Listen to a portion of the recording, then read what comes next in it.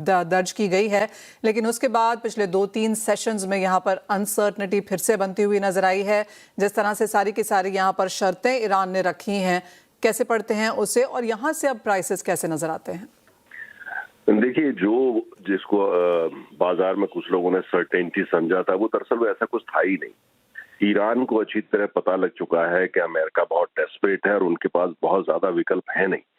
और ऐसे हालात में ईरान जो है वो अमेरिका से अपनी सारी शर्तें मनवाना चाहता है, और अमेरिका काफी हद तक उनकी शर्तों को मानने को तैयार भी होता जा रहा है, क्योंकि उनके पास कोई विकल्प नहीं है। वो दोबारा हमला करने की स्थिति में अमेरिका है नहीं। वो जानता है उसे तेल की कीमतें कहाँ जाएंगी, उससे उनकी अर्थव्यवस्था पे क्या असर पड़ेगा, उनके इन्फ्लेशन पे क्या असर पड़ेगा। लिहाजा उनकी पार्टी बुरी तरीके से चुनाव हार जाएगी, जो आपको पता है नवंबर में होने वाले हैं वहां की संसद के।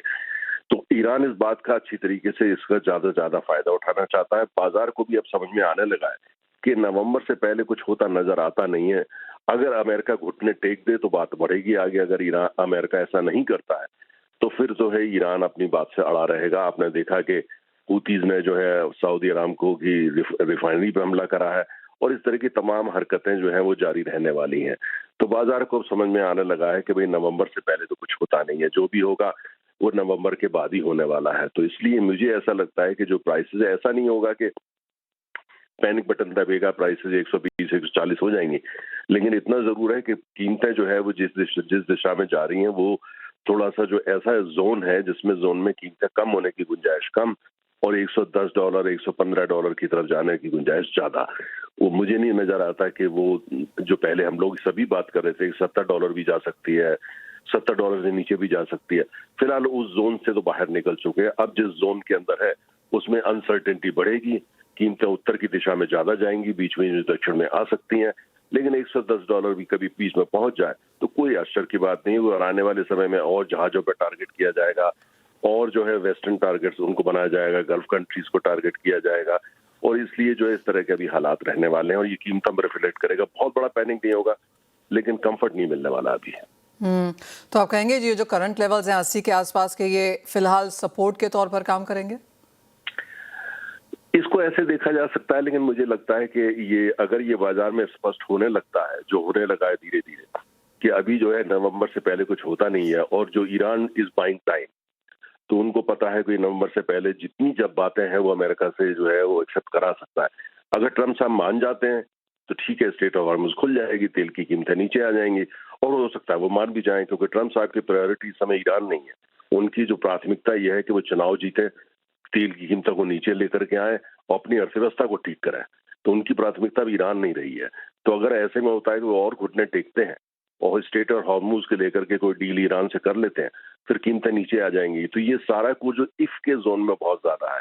आज की हालत में अमेरिका कहना हम नहीं मानेंगे, हम नहीं झुकेंगे, लेकिन दूसरी तरफ जैसे मैंने कहा, अमेरिका की प्राथमिकता भी ईरान नहीं रही है। उनकी प्राथमिकता चुनाव जीतना है, और अपनी अगर वो चुनाव हार जाते हैं संसद का, ट्रम्प साहब तो लेम डक प्रेसिडेंट हो जाएंगे 2 साल के लिए। लेम डक प्रेसिडेंट ईरान यही चाहता है, और दरअसल दुनिया भी यही चाहती है कि ट्रम्प साहब की सारी शक्ति खत्म हो जाए। तो इसलिए बहुत उनके लिए जो अस्तित्व की लड़ाई, और ऐसे में अगर उनको कहीं झुकना पड़ता है, स्टेट ऑफ हार्मूज पर डील करनी पड़ती है ईरान से, वो कर भी सकते हैं। तो इसीलिए जो बड़ा लंबा लॉन्ग टर्म कहना मुश्किल, सारा कुछ दारोमदार जो है स्टेट ऑफ हार्मूज पे है। ईरान कहता है हमारी सारी शर्तें मान लो, ये भी साथ में मान लो कि दोबारा कभी हम पे हमला नहीं करोगे, ये भी मान लो कि आप सारा डैमेज जो करा है उसका पे करोगे।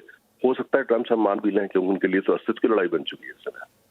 Well absolutely.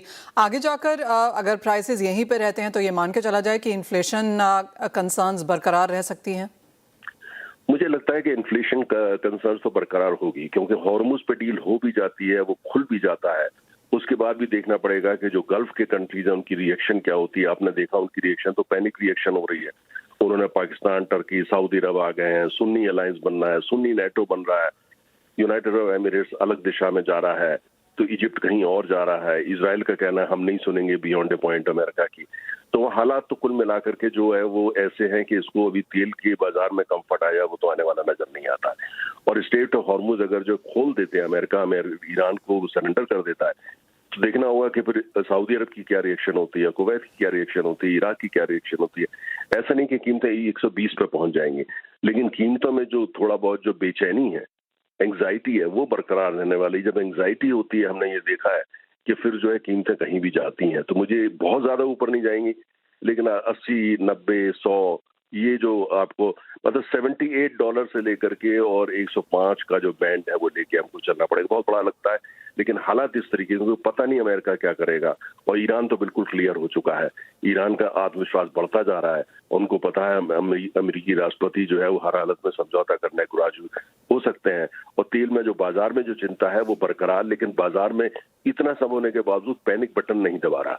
तो इसलिए मुझे लगता है कि इन्फ्लेशन की जो प्रॉब्लम बढ़ने वाली है, वर्ल्ड इकोनॉमी के लिए भी बढ़ने वाली है। और एक तरफ हमको मनीषा नहीं बोलना चाहिए, बड़ी इंपॉर्टेंट बात, जिस तरह के हालात बनने हैं उसमें तेल की सप्लाई साइड में अभी तक कंसर्न नहीं दिखी है, लेकिन बहुत जल्दी सप्लाई साइड में कंसर्न आ सकती है कि उतना तेल ही ना उपलब्ध हो, क्योंकि जगह जगह डिसरप्शन है।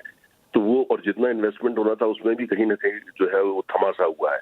तो मुझे लगता है कि वो सप्लाई साइड की कंसर्न से इंटरनली ऑयल कंपनी के सीनियर एग्जीक्यूटिव आज सबसे ज्यादा जिसकी बात कर रहे हैं वो सप्लाई साइड कंसर्न और पीक ऑयल, उसकी बातें दोबारा शुरू हो गई हैं। तो चिंताएं कई तरफ से है, लेकिन जैसे मैंने कहा पैनिक बटन ना बाजार दबाएगा ना मैं दबाने को तैयार हूँ। लेकिन यह है कि ऐसा लग रहा है कि जैसे जैसे हम जाड़े की तरफ बढ़ेंगे तो चिंताएं बढ़ सकती हैं। Point taken. मिस्टर सनेजा, बहुत शुक्रिया साथ जुड़ने के लिए। तो क्लियर